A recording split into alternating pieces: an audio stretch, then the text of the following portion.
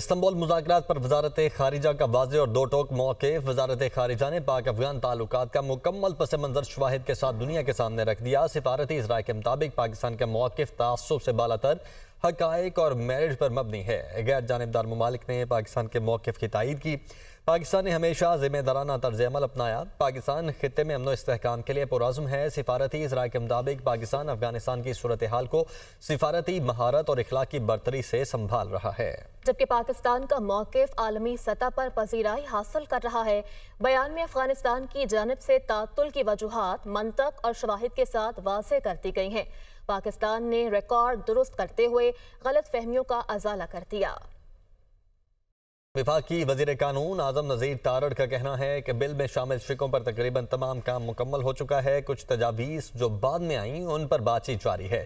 اسلام آباد میں صحافیوں سے گفتگو کرتے ہوئے بولے کہ خیبر پختونخوا صوبے کے نام کی تبدیلی بارے کچھ بات ہوئی ہے۔ ایم کیو ایم اور پارٹی کی تجاویز اب بھی زیر غور ہیں۔ اے این پی اور بی اے پی کی تجاویز پر اپنی اپنی قیادت سے بات ہوگی۔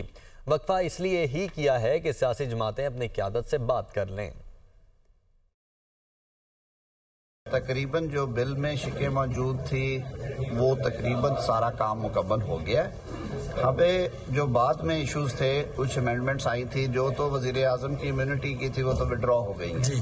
اب جو بلوچستان عوامی پارٹی کا مدعا تھا کہ ہمیں صوبے کی سیٹوں میں اضافے کے لیے تعاون دیا جائے، ووٹ سارے دیں اور کنسنسس اس پہ ڈیولپ کریں۔ جو خیبر پختونخوا کے نام کو صرف پختونخوا کی حد تک رکھنے والا مدعا ہے، اس پہ کچھ بات ہوئی ہے۔ اور 27ویں آئینی ترمیم پر اتفاق رائے کا مشن، سینٹ اور قومی اسمبلی کی قائمہ کمیٹیوں قانون اور انصاف کا مشترکہ اجلاس ہوا۔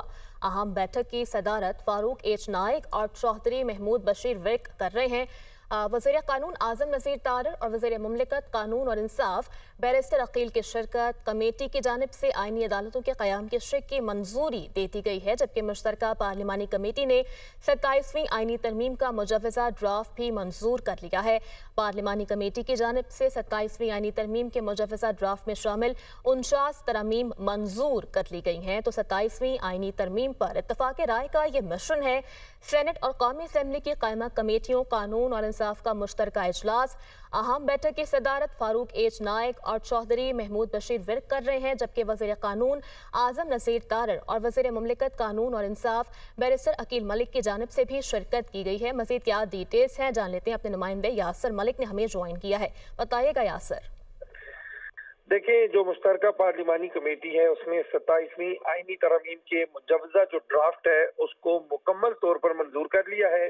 پارلیمانی کمیٹی نے 27ویں آئینی ترامیم کے مجوزہ جو ڈرافٹ ہے اس میں شامل 49 ترامیم پہ ان کو منظور کیا ہے، اور اتحادی جماعتوں کی جو ترامیم ہیں ان کے اوپر مزید جو وقت ہے وہ مانگا گیا ہے۔ اعظم نذیر تارڑ جو کہ وزیر قانون ہیں، ان کی جانب سے اس بات کی تصدیق کی گئی ہے، اور 27ویں آئینی ترامیم کا مجوزہ ڈرافٹ جو ہے وہ کل سینٹ اجلاس میں منظوری کے لیے پیش کیا جائے گا۔ اس سے قبل اگر بات کی جائے تو ابھی کچھ ہی دیر میں تمام اتحادی جماعتوں کے سینیٹر جو ہیں وہ روانہ ہوں گے وزیر اعظم ٹھیک ہے، کمیٹی کی جانب سے آئینی عدالتوں کے قیام کے شق کی منظوری بھی دے دی گئی۔ یاسر، بہت شکریہ آپ کا۔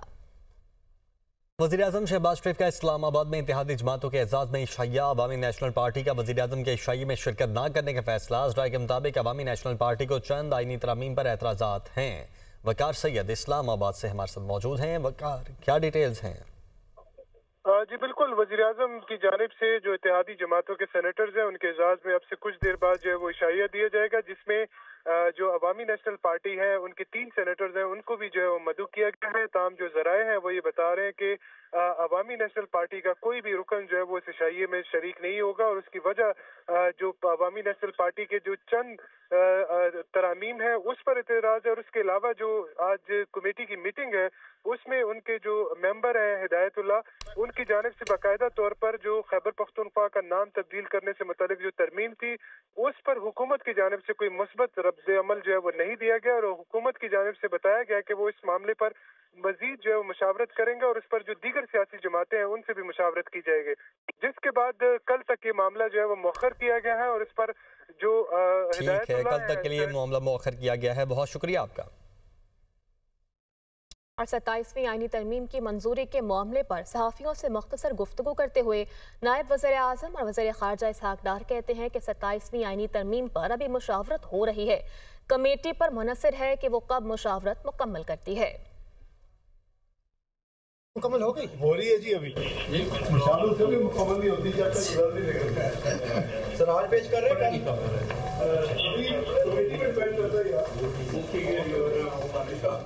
सेनेटर अली जफर कहते हैं कि पीटीआई इस तरमीम की खुलकर और भरपूर मुखालिफत करेगी। इस तरमीम पर हम आपके साथ बैठने को तैयार हैं, कोई जल्दी नहीं है। सेनेट इजलास में इज़हार ख्याल करते हुए उन्होंने कहा कि आइन का बुनियादी उसूल सिविलियन बालादस्ती है, पार्लियामेंट अवाम के वोट से बनती है। सबसे पहली बात तो ये है जिस पे हम अपोज करते हैं कि पीटीआई करोड़हा अवाम को रिप्रेजेंट करती है। करोड़हा अवाम को हम रिप्रेजेंट करते हैं और हम कह रहे हैं कि हम इस अमेंडमेंट को मुस्तरद करते हैं। हम आपके साथ बैठने को तैयार हैं।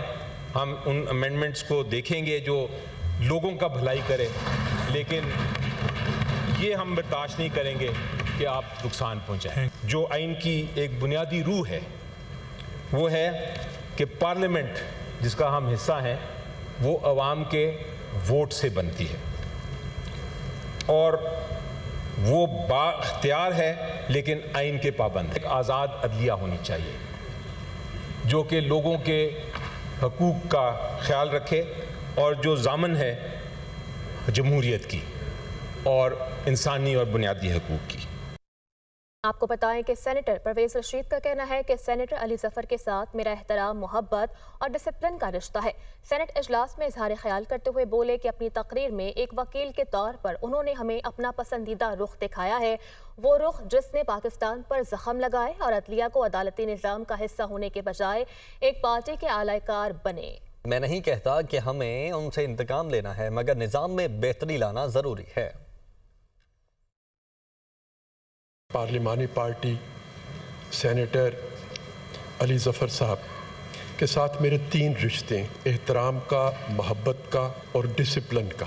मैंने इनकी तकरीर को सुना। एक वकील के तौर पर उन्होंने हमें तस्वीर का वो रुख दिखाया जो इनका पसंदीदा है। तस्वीर का वो रुख जिसने पाकिस्तानी कौम को जख्म लगाए, जिसने पाकिस्तान में अदलिया को अदालती निज़ाम का हिस्सा होने की बजाय एक पार्टी के आलाकार में और टूल में बदलने की कोशिश की गई। मैं ये नहीं कहता कि अब हमें इंतकाम के ज़रिए, चूँकि इनके दिए फैसलों का हम निशाना बने हैं, तो हमें अब इनसे इंतकाम लेना है। 18वीं तरमीम की थी और जिसको आज सेनेटर हामिद ने खराज तहसीन भी पेश किया। आज तरमीम के किसी नुक्ते के बारे में तो नहीं सुना, सिर्फ एक नुक्ते के बारे में या एक शिक के बारे में 2 तकारीर सुनी है। लिहाजा मैं इससे यही मतलब अखज़ करूँगा कि मेरे इन साथियों ने जो हाउस के उस जानब बैठे हैं उन्होंने तरमीम के बाकी तमाम निकात को तस्लीम कर लिया है। कमेटियों के इजलासों में जिनके ये सदर हैं उसमें ये शिरकत शुरू करें, उनके इजलासों को करें ताकि पार्लिमानी निज़ाम की रूह को बरकरार रखा जा सके।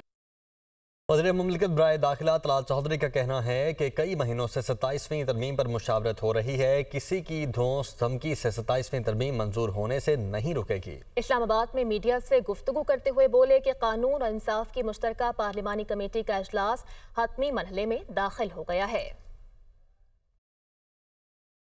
इससे पहले पार्टियों के अंदर ये डिस्कस हो रही कई हफ्तों, कई महीनों से थॉरो डिस्कस करके और कंसेंसस पैदा करने की कोशिश की जा रही है कि ताकि सारे लोग ऑन बोर्ड हों। अभी सारी चीज़ें जो है वो एक रिपोर्ट की सूरत में सेनेट में पेश कर दी जाएंगी और बहुत सारी चीज़ों पे तो बातचीत मुकम्मल हो चुकी है। चंद एक चीज़ें मज़ीद कुछ टाइम लेंगी, खुसूसन पीटीआई और उसके बात कर रहा हूँ तो वो तो सिर्फ एक बहाना ढूंढते हैं।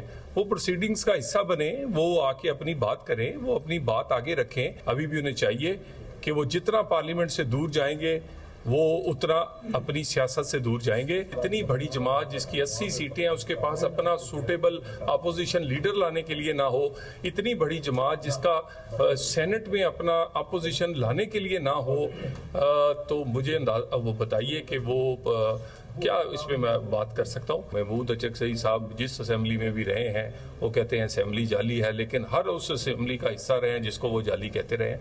गुजारिश ये है کہ اگر ایسی جعلی ہیں تو ان کا حصہ بننے کی کیا ضرورت تھی آپ کو، اور آپ تو بڑی دہائیوں سے اس کا حصہ ہے۔